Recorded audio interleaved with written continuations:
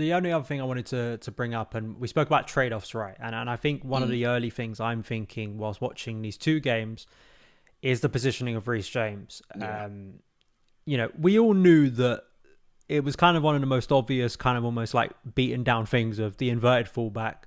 yeah, And I was just more curious to see actually the left side. And maybe we're not going to see it until Vega starts playing a little bit more. yeah. And maybe we won't see it properly till Cucurella returns.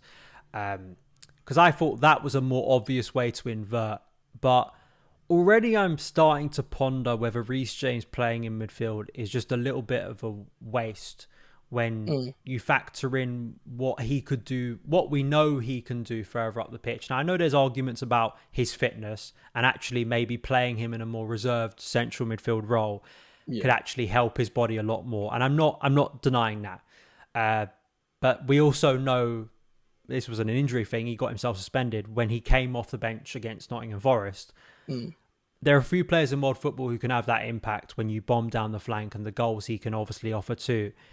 And again, I wonder, it may be a case of adapting for Maresca, but then also just like, what are we losing with Reece? Because we all know how freakishly good he is down that flank. And I just would hate to be in a position where we suddenly, and maybe these two things are linked.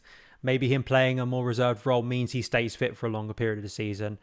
But having him playing and then him not playing in a role that best suits him, it was one of the things that just made me so furious when I'd see Tuchel play him as a right centre back, mm. because I just would think we're just losing so much here. Like it's a, I don't see the cost benefit of this just isn't making sense to me. So again, I want to caveat this by saying, yeah, sure, we've only seen two games, but it is, I think, a conversation that's going to become louder, I think, if Mm. this goes on, and it doesn't seem to be benefiting us in a huge way. Well, I think, yeah, I think that is like a massive concern. Obviously, we've seen that James, even though he basically played no football last season, was one of our top big chance created players, and it's one of those things where every time he's on the pitch and he's in those advanced areas, he is going to cause issues. We've seen it already from these preseason games that just him taking free kicks and corners, he's been on the money with those deliveries. And I wonder if this will be something that again Maresca probably changes when Enzo comes into the team, because obviously if Enzo is in the side, that's not very defensively safe with Enzo and Reece being there. But what it would allow us to do is that, because what's kind of been happening from what I've watched anyway, is that James is kind of being the pivot. He's being the anchor man. He's being the one that drops deep and gets the ball, and he's the one that's further back. And Lavia is kind of being a little bit further forward, where I feel like it would be better if it was the other way around. And if Lavia was dropping a bit deeper, and then it could allow James to get up the pitch. And it's kind of confusing because we've seen Gusto, when Gusto comes on, he's the one that gets up higher up the pitch, which is bizarre because I'm like, why are you not doing that with James? I wonder if that is possibly a concern on his fitness, and maybe it's just a thing of like, let's not push you too quickly, because if you get injured in preseason again, then we're back to square one, and then we're going to have to go through a whole other season without one of our best creative assets. And I think there is an argument to be made that if we have got Vega in the team, that Vega should 100% be that player that's inverting from the left hand side instead, because he is more of a midfielder, I would say. He's obviously very capable playing as a left back. We've seen that for Basel. He can bomb up and down the left flank, but he's more. I feel like he's more of a kind of typical centre mid in a way, and he's not going to be a player that gets you maybe double figures in terms of goals and assists, which James is that type of player. He will be able to do that, and it's kind of one of those situations where maybe against teams that are a bit weaker, we can afford to kind of leave two centre backs back and kind of push an extra man up if we are playing James in a right centre back role if the left hand side is inverted. But it's kind of one of those situations where we've seen how good Cucurella can invert, and the fact that Cucurella has never been the most creative player. He's been very gritty, very aggressive, very good at defending with a press and getting the ball back. And obviously, he seems very comfortable playing in that inverted role. We've kind of seen it from the last 5 games under Pochettino. And it does baffle me a little bit that it's like, okay, we understand that you inverted Pereira and Chowdhury at Leicester, but like, come on, this is Reece James. He's not Ricardo Pereira. He's not Hamza Chowdhury. And it is one of those things where, because of Hamza Chowdhury and the way that he played, I do wonder if maybe we will pivot at times to maybe playing Caicedo there, because he can obviously play as a right back at times as well. Obviously, we've got other players that can play in that central role, like Ugochukwu, which, again, Ugochukwu is a player that's playing in a weird position for me as well. I found that it seems like, and obviously we know that Enzo did this with Winks and Ndidi, where Ndidi was kind of being a bit more box to box rather than a six, which we kind of knew him for. And I feel like there is a lot of sacrifices being made and a lot of weird kind of things being made in preseason, and maybe that's just experimentation. I'm not sure. Maybe it is just putting square pegs into round holes, because half of our team that we will be playing isn't here yet. But yeah, it is a bizarre thing to me, and I part of me is wondering if James can't get into those positions up the pitch in the, again, kind of in like the inside 10 position, where he can swing in deep balls to the back post. I do fear that it's like we could just play another player there. Like, why wouldn't we? If the player that's playing there isn't being tasked with being creative enough, why are we playing a creative player there when it can just be someone that's more gritty, like Caicedo, or we can play Lavia there, we can play Ugochukwu there, someone that doesn't need to be as creative and can just kind of tick the ball around like he's been doing.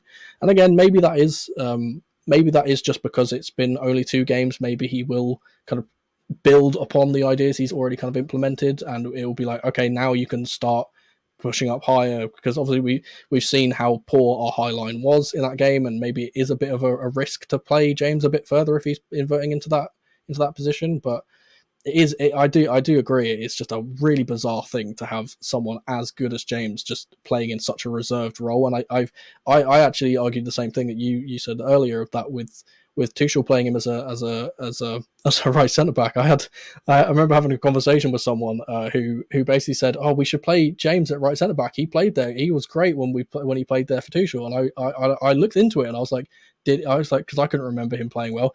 We've played 5 games with James at right centre back, and he lost 3 of them. And I was like, it's like maybe we could have won. And I believe maybe 2 of them was the Real Madrid legs in the Champions League. And it was like, maybe if we had James further up the pitch where he could create things, we might have won those games.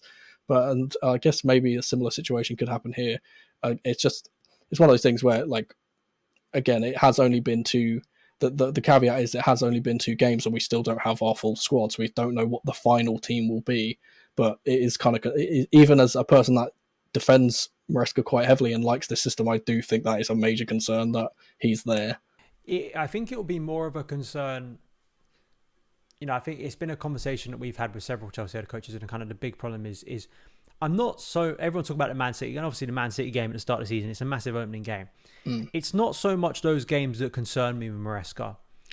Because I think in some ways, and I'm not saying it's like as simple as, well, we'll just turn up and we'll be able to play well against Man City, and beating Man City is some simple thing. It's not the point I'm trying to make. I think sometimes those games kind of sort themselves out because of the level of opponent you're facing, and the team has to be at a level, because if we're not, we're going to get beaten very easily. But then also, like, those are those sort of games where Chelsea are not going to have as much of the ball, so they kind of have to understand that side of it, of defending, but then also hopefully more space for our attackers to run into, which has its benefits. It's the standard Chelsea home game at Stamford Bridge where, I don't know, prick a promoted side, prick a mid-table side, a Brentford, who turn up and decide to sit, all their defenders behind the ball, constrict space, and Chelsea are forced to play the ball round them. And it's in those games where, if I see Reece James playing a central midfield role where his sole duty is seeming to just recycle possession, and Chelsea aren't scoring, they aren't creating chances, that's where I think people will in a very valid way turn around and go, what's the point of this? Like, is it just about nice theory and because Maresca likes to do this? But is it actually having the end product? I think that's the point I always come back to, because, like, there's a lot of, you've probably seen it, and it's a conversation I've even seen gone a little bit mainstream over the Euros. Is like this idea of this kind of theory and intellectual battle going on at the moment between fans who believe very much in the idea of Pep Guardiola's kind of school of control, and those who are kind of rejecting it. And I am someone who, especially if you're not Guardiola, if you're not someone like him, one of the greatest coaches we've ever seen, but then also you don't have some of the greatest players in the world. I do question its kind of usefulness, especially if you can't play Pep style of football like Pep. Are you just, and I know it's a very crude thing to say about Maresca, but if you're playing a diet version of it, are you just, is there a ceiling to it? Is it actually worth it? Are you actually limiting players? I think that's the big conversation for me, and I think it all comes back to kind of Cole Palmer, and it's the one player I keep on being referred. When I talk to Chelsea fans, they keep on coming back to Cole Palmer, and I think it's a fear. It's a fear that Cole Palmer is going to be restricted, and I guess that's the big. It's going to be quite fascinating actually to see how that shapes up. Does Maresca's control actually benefit a player like Cole Palmer? And actually, I think what you've been arguing and others too, that actually a more controlled and sort of well-defined system actually helps create the platform to give those players more expression, or is it actually the opposite? So that I think that's going to be the fascinating battle right over the course of this season. I think we're going to have a great sort of study case at Chelsea with Maresca. I feel like that is definitely a valid fear, because we saw against Wrexham, right? It was one of those classic games where they put 9 men behind the ball. They're going to break on us. We can't do anything about it. We can't break people down. And it is always one of those situations where we play those games where it's like we kind of just have to pass it to Palmer and hope he can do something. And I feel like, there's going to be a thing that happens in this system, is that he is going to be that player that we look to and that talisman of, okay, if we are running into problems, we can't create things. It's like, okay, let's give it to Palmer, see what happens. And I hope, and I would imagine that with how structured the other 3 in the midfield are, that Palmer would be given a bit more freedom to kind of roam, to pick up the ball in different positions and kind of be that person that can create. And yeah, as I said, there is always that fear that it's just like we're going to have those games. It's the typical Chelsea game where it's like we play good against the big teams, but we play terribly against the relegation teams. And it's like it's always been that situation of like, oh, we play against someone like Arsenal, or we play against someone like City, and because they're attacking and they're onto us, there's more space, and all of our players just seemingly are just better at running into space. And when that space is not there, we run out of ideas. And I hope that this more of a hope than a knowledge. I hope that this system has more answers to those questions. I hope that even if we don't have the answers to those questions, that there will still be the freedom for players to decide that they're going to just brute force their way through and make something happen. And again, going back to Reece James, maybe he's one of those players where it's like, if we are stuck playing like an Ipswich, for example, or someone who's going to sit in, like an Everton. I think Everton's a great example. If we are just struggling to create chances, is Enzo going to say, okay, right, James, get up the pitch, like get out of that position, go up the pitch. It's time to kind of change things.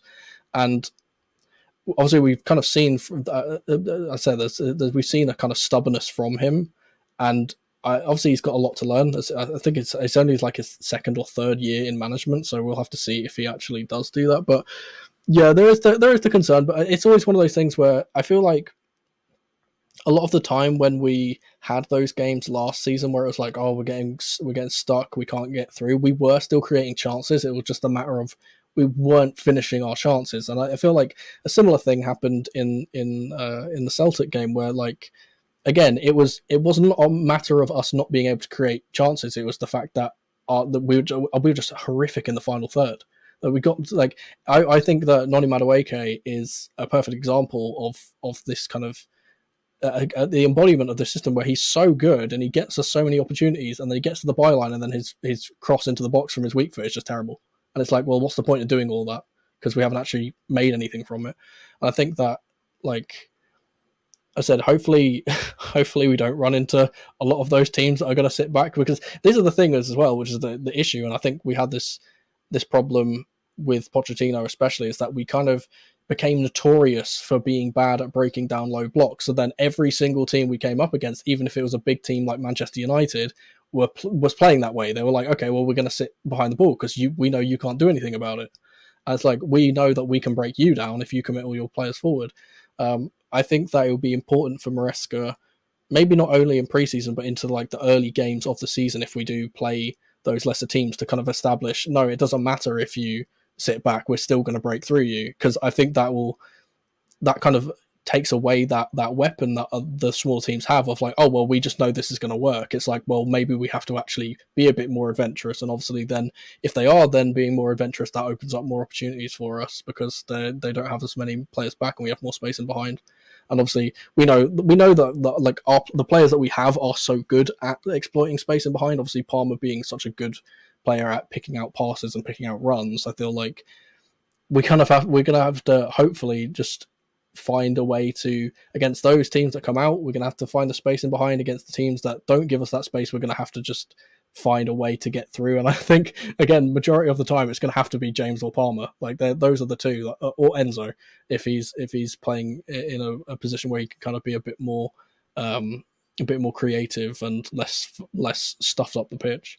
Yeah, I just hope that the Maresca system allows players, very good players, enough creative freedom and license to do that. I think that was a very valid criticism of Thomas Tuchel, is that he constantly kind of talked about how he didn't want to take risks in games where Chelsea probably had the license to do it a bit more. And I think that that's going to be defining for Maresca. I think that's where I think he will either succeed or not as Chelsea head coach.